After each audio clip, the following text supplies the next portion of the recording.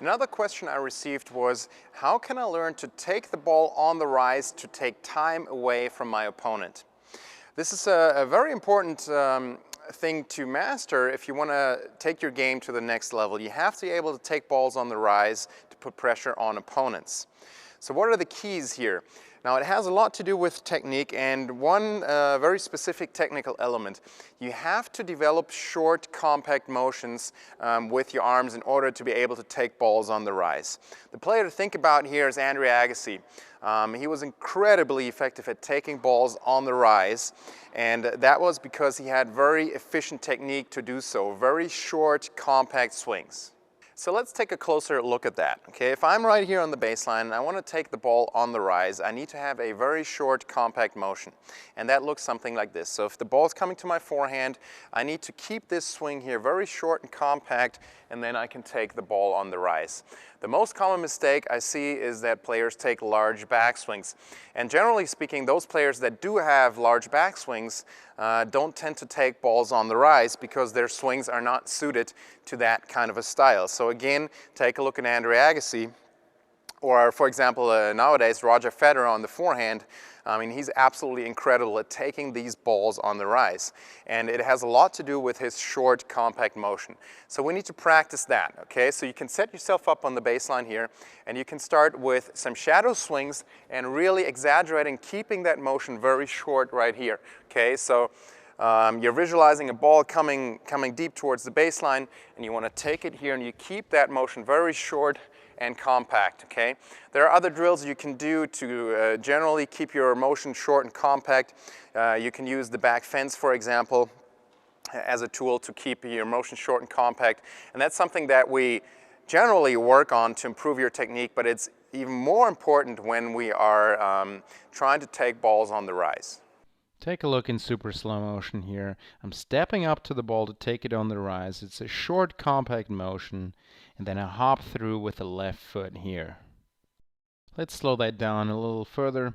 So stepping in, now take a look at the racket. This is a very short, compact motion. The racket does not go behind my back, and also I did not take the racket up very high for a large loop. From here, I hop on that front foot and I really catch the ball out in front of the body, as you can see right here. The finish is pretty high, and then I can either continue forward or go back to the baseline. Let's look at the same thing here on the backhand. Again, I'm really stepping in, moving forward to take the ball on the rise. And very important, the motion is short and compact. The racket does not go far behind my body. And also, my hitting hand does not go up too high. Then I swing to contact as I step through, and you can see the contact is well out in front of the body. And from here, I continue my hop and finish high, just like on the forehand. So now you've seen the super slow motion. How do you practice this shot? As always, we start with shadow swings. First thing to pay attention to is that short, compact motion. The other thing I want to point out here is the footwork. Generally, we will tend to use a neutral stance with the left foot in front here when we take balls on the rise around the middle of the court. Now, sometimes on the forehand, yes, we can use a semi-open stance. If the ball is bouncing very high and we're taking it on the rise, we can use a semi-open stance like this, okay? Totally fine in those situations. But most of the time when you're taking balls on the rise, at your level of play, it will be around the middle of the court and you'll be in a neutral stance. Okay, so left foot in front. And then usually what happens is we have our short compact motion, and then we'll hop through the shot like this. And that's an important move to practice in your shadow swing. So you set up like this, and then you hop through and you land on that left foot. And then afterwards, depending on the situation, you can either continue to move forward and go to the net, or you can stay back. So practice those shadow swings. Forehand and backhand will be the same thing here. One-handed backhand. Have my right foot in front, okay? Short, compact motion, and I hop off of that front foot. Two-handed backhand will be the same thing right here.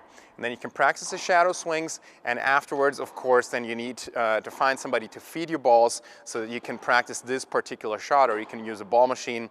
And or you can also drop hit the ball, just drop it yourself and try to really work on these elements. But it's difficult to simulate the kind of ball with a drop hit that you want to take on the rise. So you will need to find somebody to feed you balls or use a ball machine for this.